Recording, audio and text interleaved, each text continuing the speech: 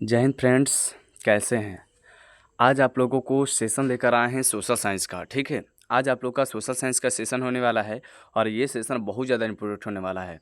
तो जितने भी बच्चे हैं, अगर आप लोग लास्ट तक, जो भी बच्चे देख रहे हैं इस वीडियो को, अगर लास्ट तक आप लोग बन के देख लेते हैं एकदम सारे क्वेश्चनों को, तो आप लोगों को मैं वादा करता हूँ कि 3 से 4 क्वेश्चन आप लोगों के यहीं से रहेगा।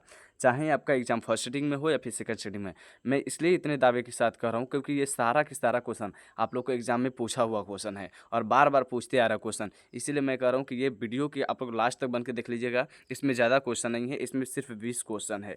इस वीडियो में सिर्फ 20 क्वेश्चन है और सारा के सारा क्वेश्चन इंपॉर्टेंट है और ये क्वेश्चन आपके एग्जाम में पूछने वाला क्वेश्चन है। तो जितने भी बच्चे हैं जो एग्जाम 2026 में देना चाहते हैं, जितने भी बच्चे हैं जो एग्जाम देना चाहते हैं 2026 में, क्लास 10th वाले बच्चों लोग के लिए, ठीक ना, Bihar board class 10th exam 2026 में देने वाले हैं, उन लोगों के लिए इंपॉर्टेंट है। आप लोग बस थोड़ा सी टाइम, ये वीडियो बहुत बड़ा नहीं होगा, छोटा होगा, ये थोड़ा सी आप लोग टाइम निकाल के इस वीडियो को लास्ट तक जरूर देख लीजिएगा, ठीक ना। और ये क्वेश्चन बार बार पूछा हुआ क्वेश्चन है, तो आप लोग के सामने पहला क्वेश्चन है और हो सके तो आप लोग आंसर देते चलिएगा। अगर आप लोगों को आंसर आता हो कोई क्वेश्चन का तो आप लोग आंसर कमेंट बॉक्स में जरूर दीजिएगा।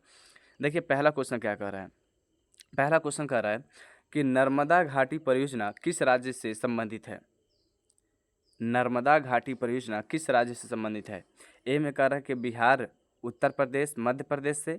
बी में कह रहा है कि तमिलनाडु, केरल, कर्नाटक से। सी में कह रहा है कि पश्चिम बंगाल, उत्तर प्रदेश, पंजाब से। डी में कह रहा है गुजरात, महाराष्ट्र, मध्य प्रदेश से। तो इसका आंसर आप लोगों को हो जाएगा राइट आंसर डी, ठीक ना। गुजरात, महाराष्ट्र, मध्य प्रदेश। ये जो नर्मदा घाटी परियोजना है, इसके ये जो बनाया है नर्मदा घाटी पर जो बांध बनाया गया है, उससे गुजरात में भी, महाराष्ट्र में और मध्य प्रदेश तीनों को फायदा होता है, ठीक ना।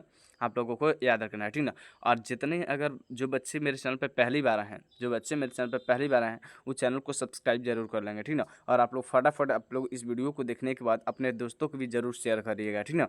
ताकि इस चैनल पे आप लोगों को थोड़ा सी और सब्सक्राइबर बढ़ा दीजिए, ठीक ना। तो आप लोग फटाफट इस पर शेयर भी कर दीजिएगा और अपने दोस्तों को जोड़ दीजिएगा। और आप लोगों को मैं बता दूं कि इस चैनल पे आप लोगों को मैं 2 वीडियो डालता हूं। एक आप लोग को मैं सुबह सुबह ही वीडियो डाल देता हूं और एक आप लोग को शाम में डालता हूं, और इस दोनों वीडियो बहुत इंपॉर्टेंट है, ठीक ना। और जल्द ही आप लोग को लाइव क्लास भी लेकर आ रहे हैं, ठीक ना।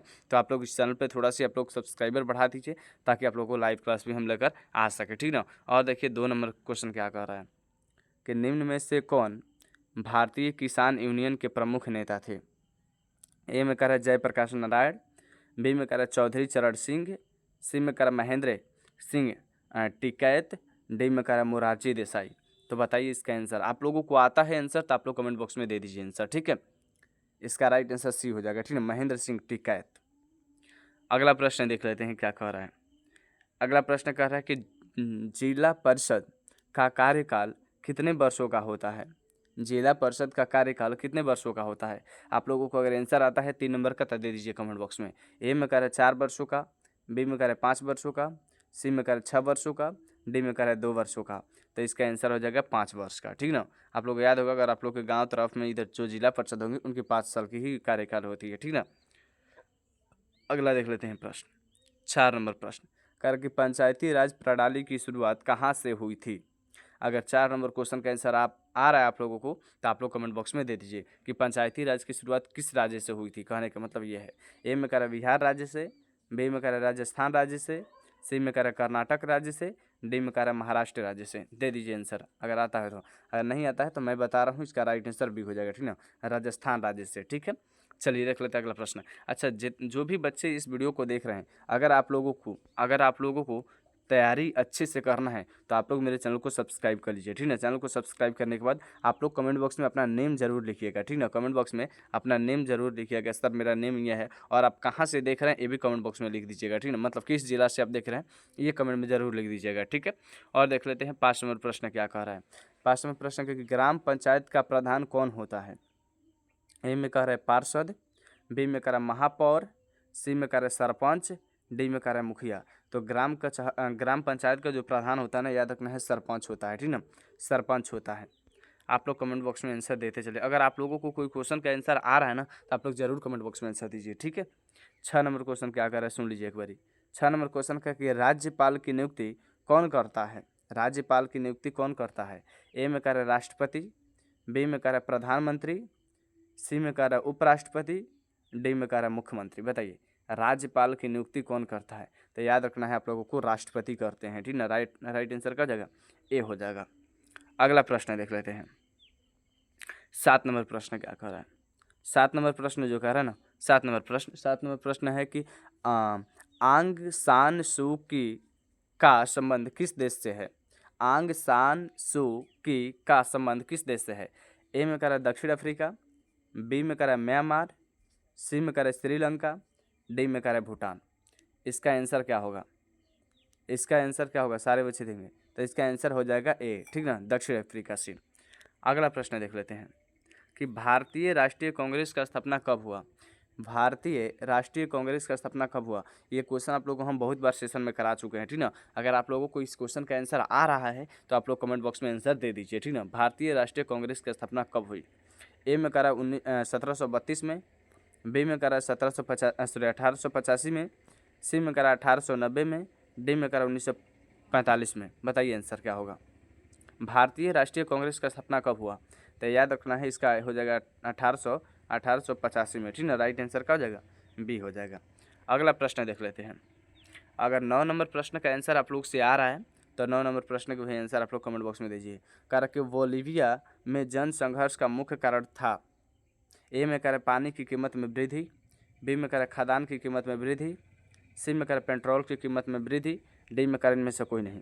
अगर आप लोग को 9 नंबर क्वेश्चन का आंसर आ रहे हैं तो कमेंट बॉक्स में दे दीजिए। अगर नहीं आ रहे तो मैं बता दूँ, कीमत के पानी में मतलब पानी की कीमत में वृद्धि हो गया था, जिसकी वजह से बोलीविया में ना जन संघर्ष हो गया था, ठीक ना। अगर आप लोग नहीं पढ़ेंगे हिस्ट्री तो आप लोग हिस्ट्री पढ़ लेंगे तो पता चल जाएगा, ठीक ना। 10 नंबर क्वेश्चन क्या कर रहे हैं सुनिए। 10 नंबर क्वेश्चन कह रहे हैं निम्न में से किस पत्र ने रातों रात वर्नाकुलर एक्ट से बचने के लिए अपना भाषा बदल ली थी।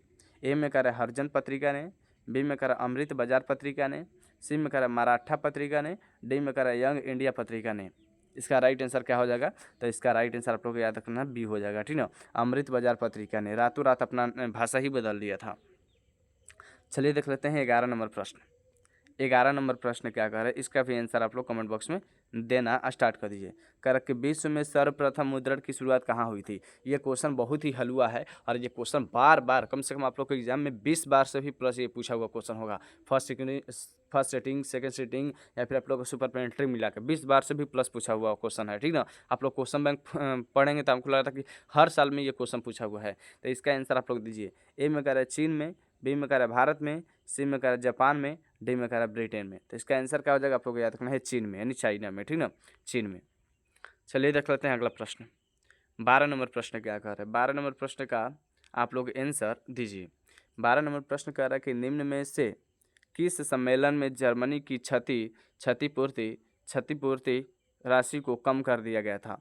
ए में कह रहा कि क्योटो सम्मेलन में, बी में कह रहा कि वियना सम्मेलन में, सी में कह रहा कि रियो डी जेनेरियो सम्मेलन में, डी में कह रहा कि लॉसेने सम्मेलन में।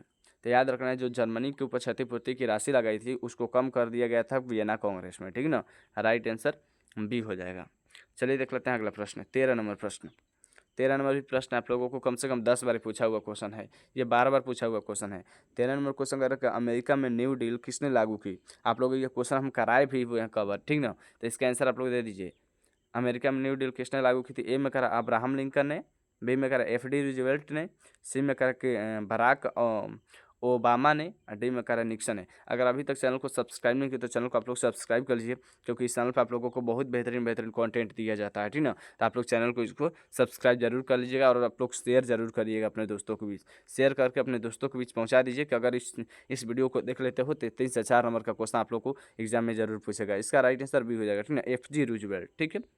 अगला प्रश्न देख लेते हैं। 14 नंबर क्या कह रहा है। 14 नंबर इंपॉर्टेंट है।